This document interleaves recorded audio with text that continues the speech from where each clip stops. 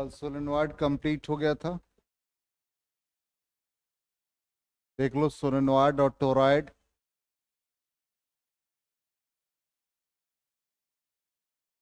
ठीक है, आज के क्लास में हम लोग नेक्स्ट टॉपिक जो मैग्नेटिक इफेक्ट ऑफ करंट का सेकेंड पार्ट आ जाएगा। इसमें हम लोग फोर्स ऑन मूविंग चार्ज पढ़ेंगे। फोर्स ऑन मूविंग चार्ज में ये हम लोग एज्यूम करके चलेंगे कि एक charge particle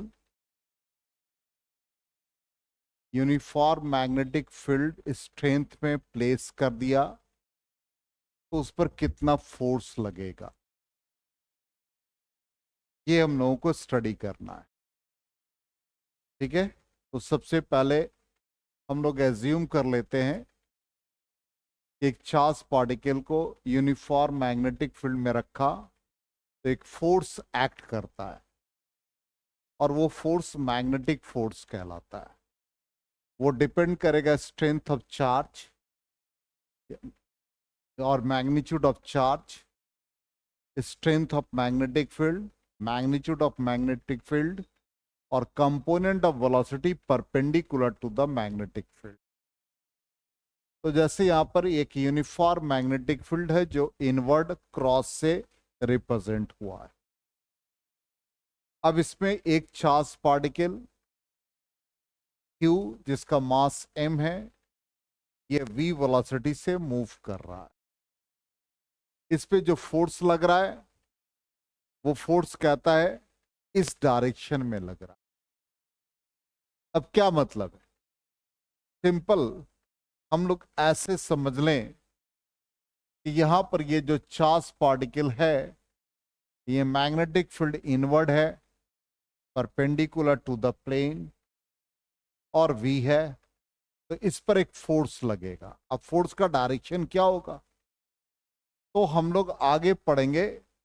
v cross b result आता है, तो पार्टिकल का वेलोसिटी x के अलोंग है तो हम I कैप ले लेंगे। मैग्नेटिक फील्ड डायरेक्टेड इनवर्ड है तो माइनस k ले लेंगे। अब इसका हम क्रॉस प्रोडक्ट निकालते हैं तो ये I होता है, ये J होता है, ये K होता है। तो I क्रॉस K नेगेटिव दे देगा क्लॉकवाइज, तो ये माइनस माइनस प्लस, तो फोर्स किधर लगा? पॉजिटिव y एक्सिस की तरफ लगा। समझ में? हम मान लो ऐसे ना समझ करके सिंपली ये भी हम फील्ड ना दे और हमारा एक एजम्पशन है कि मैग्नेटिक फील्ड सपोज इस डायरेक्शन में लग रहा है और एक चार्ज पार्टिकल v वेलोसिटी से मूव कर रहा है। ये एंगल मैग्नेटिक फील्ड के साथ थीटा लगा रहा, तो कहता वेलोसिटी के दो कंपोनेंट, एक कंपोनेंट मैग्नेटिक फील्ड और एक component perpendicular to the magnetic field. ये perpendicular to the magnetic field है। तो कहता फोर्स जो है जब मैग्नेटिक फील्ड और वेलोसिटी का परपेंडिकुलर कंपोनेंट दोनों परपेंडिकुलर हो जाए तो फोर्स इस चार्ज पार्टिकल पर इस डायरेक्शन में लगेगा और ये जो फोर्स होगा वो directly proportional to charge, directly proportional to magnetic field, directly proportional to velocity component perpendicular to the field. इन सब को हम मिला दें तो F directly related to V Q V sine theta और कांस्टेंट ऑफ प्रोपोर्शनलिटी 1 यूज करेंगे तो F इजिकल टू क्या आ जाएगा? B Q V sine theta. आया समझ में? रिपीट कर रहे हैं, सिंपल कॉन्सेप्ट है। यहां पर कहता है कि एक चार्ज पार्टिकल को मैग्नेटिक फील्ड रीजन में रख दिया। अब वो चार्ज पार्टिकल v स्पीड से मूव कर रहा है और मैग्नेटिक फील्ड के साथ वो एंगल फॉर्म कर रहा है। सपोज तो चार्ज पार्टिकल को यहां पर v से रिप्रेजेंट किया, मैग्नेटिक फील्ड को b से। ये एंगल थीटा बना रहा विद द फील्ड। तो v का एक कंपोनेंट जो मैग्नेटिक फील्ड के अलोंग है वो नहीं लेना है, जो परपेंडिकुलर टू द फील्ड है, v साइन थीटा। तो कहता है कि ये दोनों जब म्यूचुअली परपेंडिकुलर हो गए तो फोर्स इसके परपेंडिकुलरली एक्ट करेगा, और वो फोर्स क्या हो गया? Directly related to, directly proportional to magnitude of charge, directly proportional to magnetic field, directly proportional to perpendicular component of velocity। इन सब को मिला दिया तो F directly proportional to B Q V sine थी। तो F is equal to B Q V sine. अब यहां पर हमने कहा कि भाई ये चार्ज पार्टिकल का मोशन इधर, मैग्नेटिक फील्ड इधर, तो फोर्स इधर। तो सिंपल ये देखो, ये वेक्टर फॉर्म में लिखोगे तो चार्ज स्केलर है, इसको बाहर करो, ठीक, और V और B के बीच का क्रॉस प्रोडक्ट। ठीक, अब कहोगे कि सर पहले B या V, A cross B is not equal to B cross A, तो हम क्या इसको B क्रॉस V लिख सकते हैं? नहीं, पहले क्या, चार्ज पार्टिकल मोशन में आया, इसलिए V पहला, A वेक्टर V हो गया। अब B हो गया सेकेंड वेक्टर, मतलब वेलोसिटी पहले, मैग्नेटिक फील्ड बाद में। अब डायरेक्शन सिंपल है, जैसे यहां फिगर में मान लो यहां पर चार्ज पार्टिकल का मोशन किधर है? एक्स के long I cap. Magnetic field किसको रिप्रेजेंट कर रहा है? इनवर्ड आई क्रॉस माइनस के। आई क्रॉस माइनस के किधर होगा? जे कैप देगा। इसका मतलब फोर्स किधर लगेगा? इस चार्ज पार्टिकल के ऊपर। यहां पर जो फोर्स लगेगा ऊपर की तरफ, वही यहां पर फिगर में ड्रॉ कर रखा है। आ गए समझ में? क्लियर? जो चीज नोट करना है कर लो, फिर आगे बढ़ते हैं।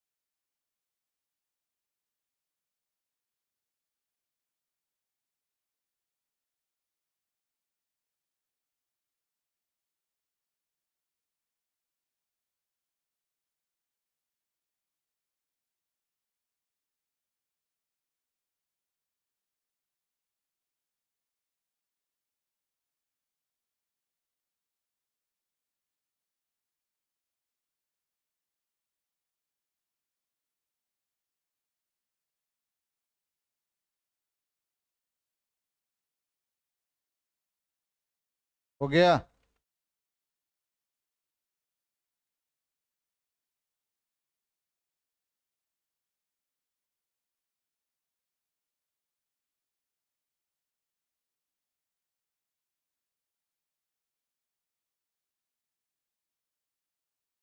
इरेज करें?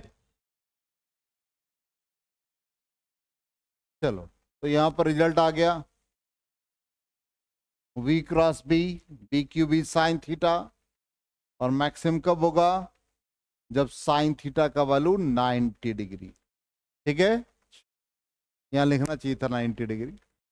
आगे बढ़ते हैं। अब जीरो फोर्स, किस किस कंडीशन में फोर्स जीरो होगा? बोलो, फॉर्मूला क्या है?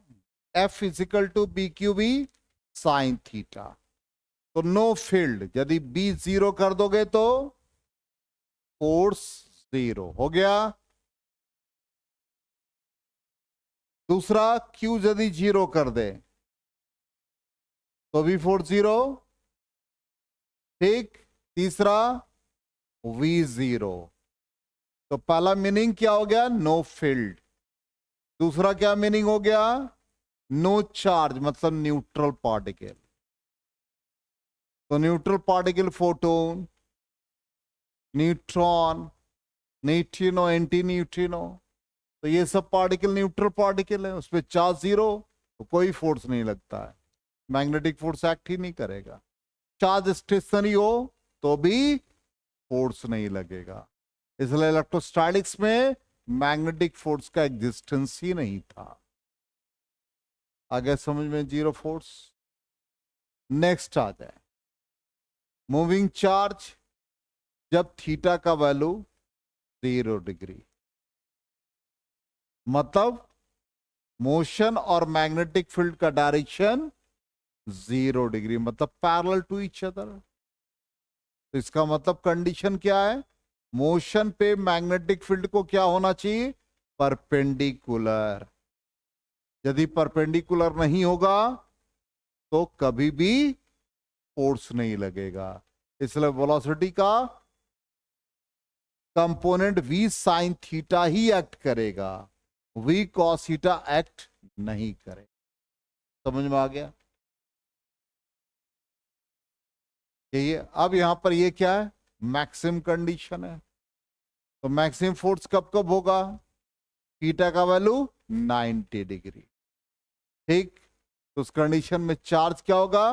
Perpendicular to the magnetic field, and the force is maximum. अब मैक्सिमम फोर्स का वैल्यू क्या होगा? बोलो। बी क्यू वी साइन 90, मतलब बी क्यू वी। इसलिए फोर्स जब भी मैक्सिमम होगा तो फॉर्मूला आपको दिमाग में रखना है, F will be maximum when theta is equal to 90 degree, then F maximum is equal to क्या बन गया? P Q we.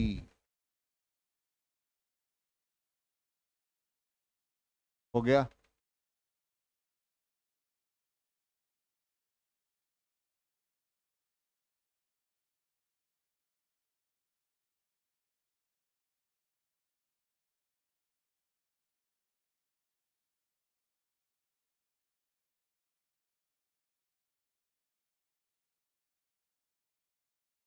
फिर करें।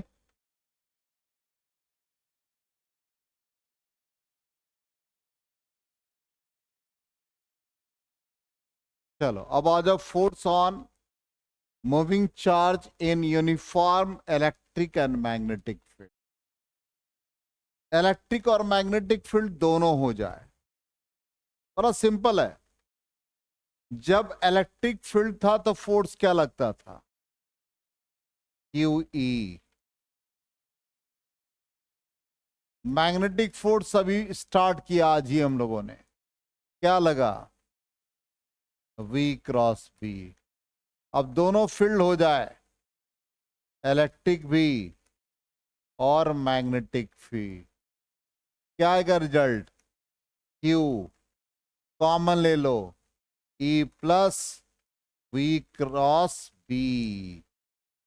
इस टोटल फोर्स को हम लोग मैग्नेटिक लॉरेंज फोर्स भी कहते हैं। Force due to electric field, force due to magnetic field, दोनों का सम कर दें, it is a total force जब इलेक्ट्रिक फील्ड और मैग्नेटिक फील्ड दोनों एक्ट करेगा। इसी को हम लोग लॉरेंज फोर्स भी कहते हैं। ठीक है, यही लिखा हुआ है ऑलरेडी है स्लाइड में, कोई चिंता वाली बात नहीं है। तो यहां पर देख लीजिए, वही रिजल्ट आ रहा है। When a charge q moves with velocity v in a region in which both electric and magnetic field exists, then the Lorentz force is, so F due to electric plus F due to magnetic, so F is equal to QE plus V cross B. आ गया समझ में? Only electric field होगा तो क्या होगा? QE। सिर्फ magnetic होगा तो QV क्रॉस B। अब magnetic force on a moving charge, एक चार्ज मूव कर रहा है तो इस पर मैग्नेटिक फोर्स ये रिजल्ट आता है, मतलब एक तरह से आप मैग्नेटिक फील्ड कह दो। तो हम टॉपिक का नाम चूंकि मैग्नेटिक फोर्स है इसलिए मैग्नेटिक फोर्स ही लिखते हैं। अब ये बड़ा इंपॉर्टेंट रिजल्ट है। कहने का मतलब मैग्नेटिक फील्ड का value motion of charge particle के फॉर्म में लिखना है। हम लोगों ने जो बायोट सेवर्ट लॉ पढ़ा था जिसमें मैग्नेटिक फील्ड का वैल्यू निकाला था mu naught by 4 pi I DL, या इसको ऐसे लिख दे I DL cross R by R cube लिखा, याद है ना? अब कहता है ये किसके फॉर्म में है? एलिमेंट्री करंट के फॉर्म में। अब यहां पर क्या है? चार्ज का मोशन है, तो मोशन के फॉर्म में मैग्नेटिक फील्ड को लिखना है। तो B is equal to mu naught by 4 pi. देखोगे ध्यान से, अब डीएल को हम लिख रहे हैं L, ठीक? एलिमेंट्री लेंथ को हम L से रिप्रेजेंट कर रहे हैं। अब चार्ज मोशन, तो I इज इक्वल टू क्या लिख सकते हैं? Q by T. ध्यान दोगे, R cube mu naught by 4 pi, Q को बाहर कर दो, L by T cross R by R cube, ठीक? डिस्टेंस बाई टाइम किसको रिप्रेजेंट करता है? मतलब L हो गया जो चार्ज पार्टिकल का मोशन होगा थ्रू द कंडक्टर, वो क्या देगा? V देगा, मतलब डिस्टेंस बाई टाइम वेलोसिटी को रिप्रेजेंट करेगा। तो B is equal to mu naught by 4 pi, ये Q हो गया, और ये क्या आ जाएगा? V cross R by R cube. इसलिए मैग्नेटिक फील्ड को motion of the charge particle के फॉर्म में लिख सकते हैं mu naught by 4 pi Q V cross R by R cube. चलो नोट कर लो इसको।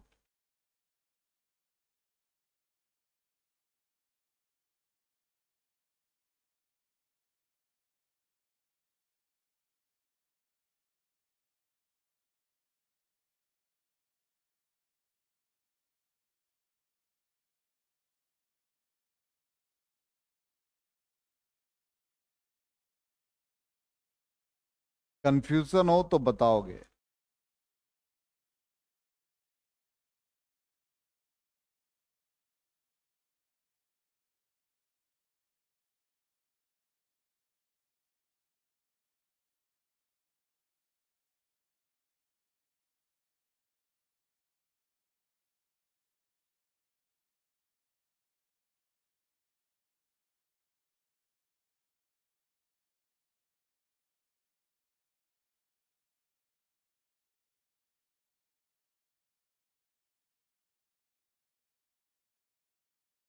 हो गया?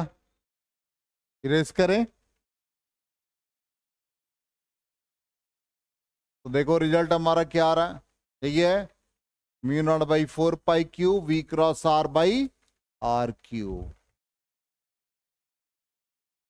ठीक, आगे बढ़े। अब यहां पर एक कंडीशन, फिर मैग्नेटिक फील्ड का relation, motion of the charge particle और उसका पोजीशन। तो कहता V क्रॉस R जो रिजल्ट देगा वो यदि मैग्नेटिक फील्ड के पैरेलल है तो पॉजिटिव चार्ज पार्टिकल होगा। V क्रॉस B का जो रिजल्ट आएगा वो मैग्नेटिक फील्ड के एंटी पैरेलल हो जाए तो चार्ज विल बी नेगेटिव। वहां भी आप निकाल सकते हो जो अभी हम लोगों ने पढ़ा था इस वाले कंडीशन में, F is equal to Q V cross B, ये रिजल्ट था। यदि V क्रॉस B का रिजल्ट और फोर्स का रिजल्ट पैरेलल हो जाए तो उस कंडीशन में चार्ज पार्टिकल पॉजिटिव होगा। यदि V क्रॉस B का रिजल्ट फोर्स के अगेंस्ट एंटी पैरेलल हो जाए तो चार्ज विल बी नेगेटिव। और हम लोग जितना भी फॉर्मूला, जितना भी रिजल्ट निकाल रहे हैं for positive charge, not for negative charge.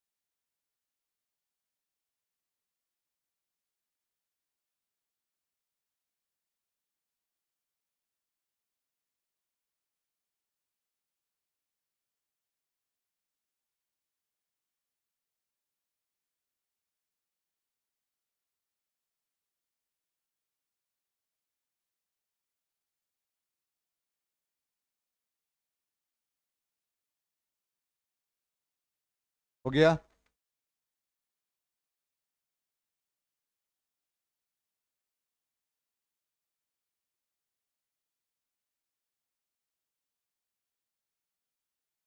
Erase करें।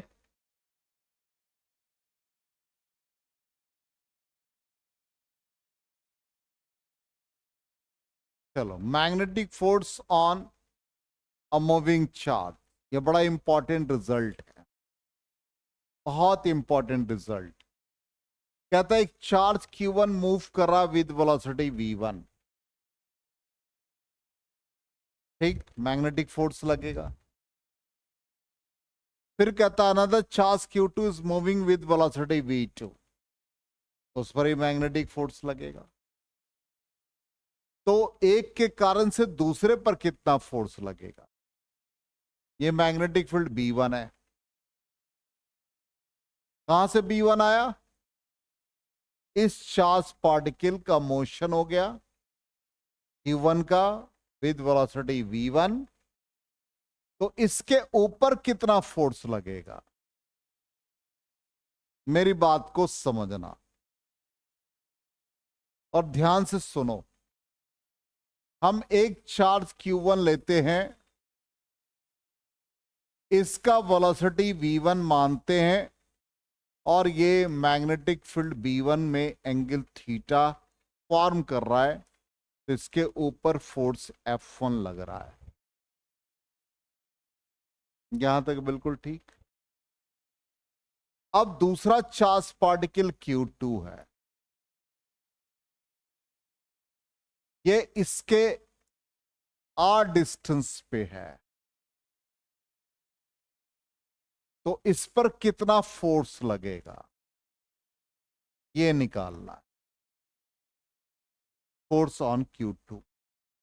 और ये चार्ज पार्टिकल मूव कर रहा है विद वेलोसिटी V2, लेकिन ये जो फील्ड इसका है वही फील्ड इसमें है। फील्ड नया नहीं है, फील्ड नया नहीं है, फील्ड क्या है? B1 ही है। समझे मेरी बात को? वही फिगर है, देखो Q1 V1, फील्ड वही है। इसके ऊपर जो फोर्स लगेगा वो हमको फाइंड कर। ऐसा भी हो सकता है कि Q2 मूव कर रहा है विद वेलोसिटी V2, अब मैग्नेटिक फील्ड उसका अपना B2 है, तो फोर्स किस पे निकालना है?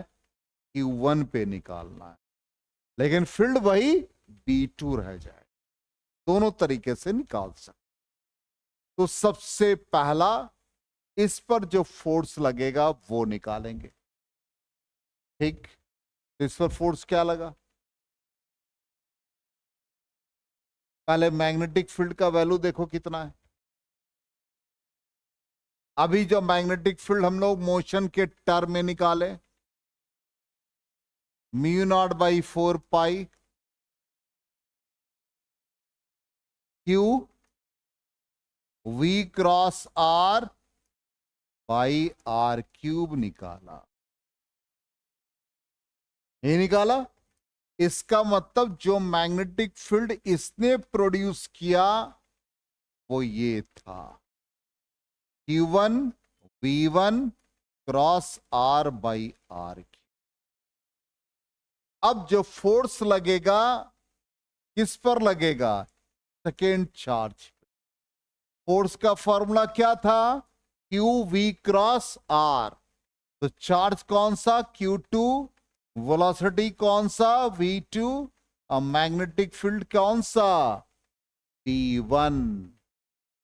अब वैल्यू डाल दो, Q2 V2 क्रॉस V1 का पूरा वैल्यू डालो, म्यू नॉट बाई 4 पाई। ये आ गया Q1 V1 cross R by are की होगा। अब सबको मिला दो, जो जो क्वांटिटी मैग्नीट्यूड के टर्म में उसको बाहर रखो। तो mu naught by 4 pi Q1 Q2 by R Q. अब क्या बच गया? V2 क्रॉस क्या बना? V1 cross R। ये एक जनरलाइज्ड एक्सप्रेशन हो गया force exerted on charged particle of magnitude Q2।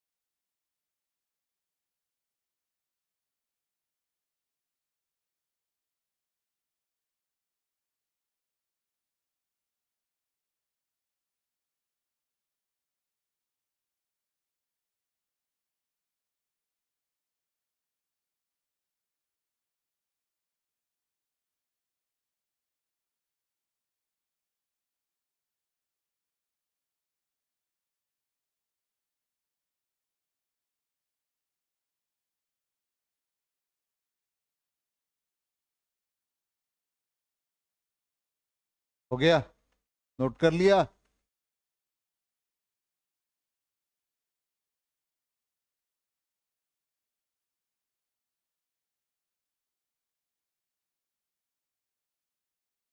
चलो इरेज करें।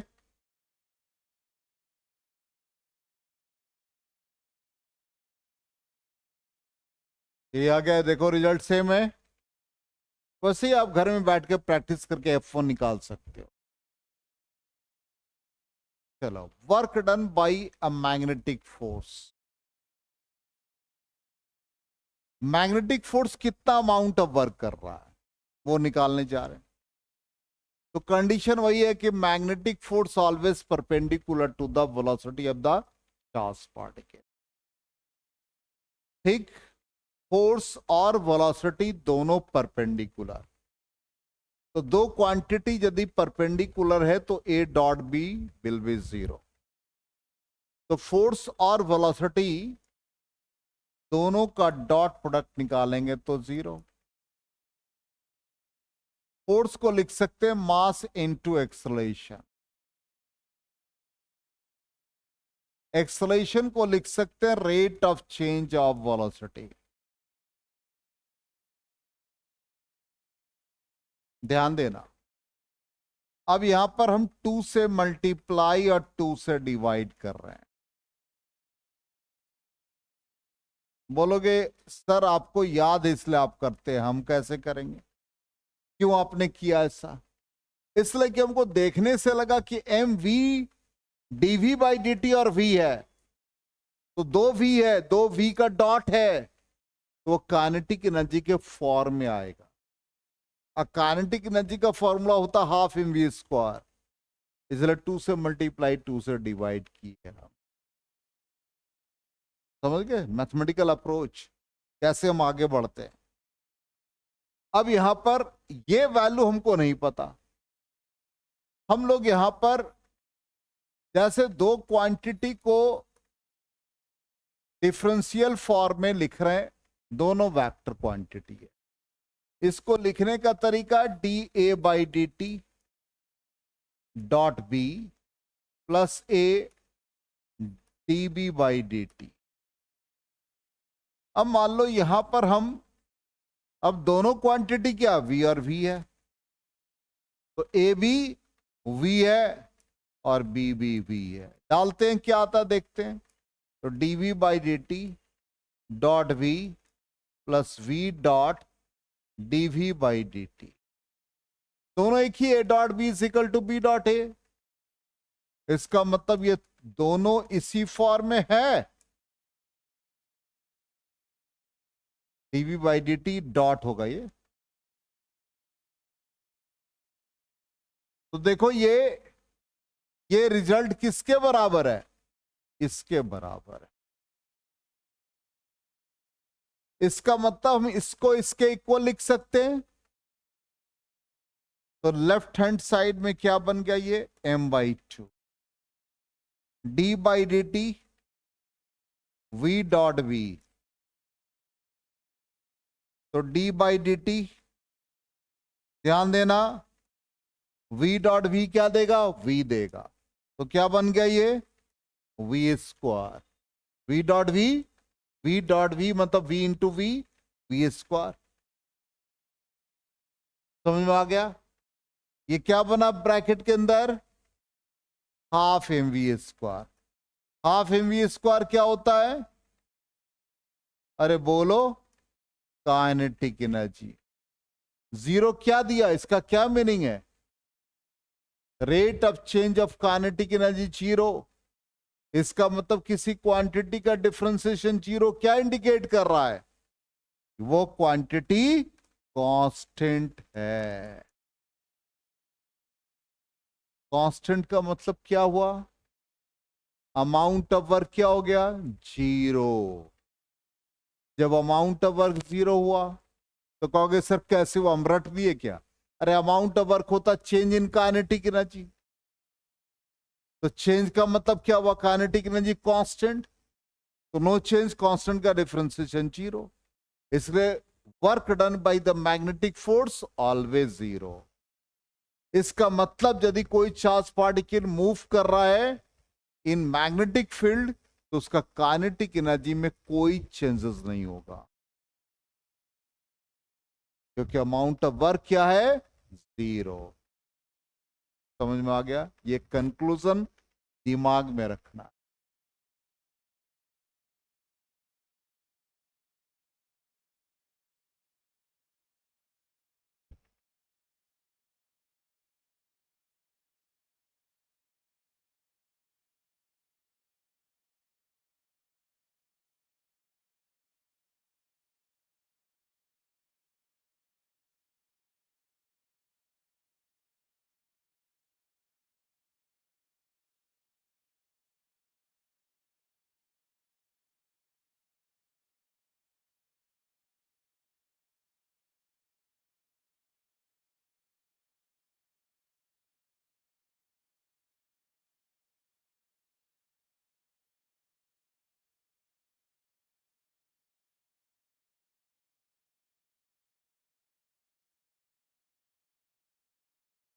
हो गया, नोट कर लिया?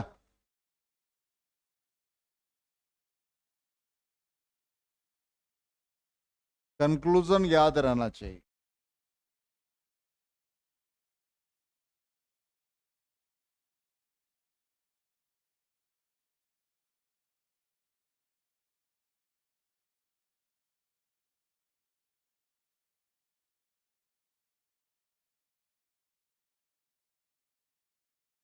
फिर सेल फोन गिरेगा।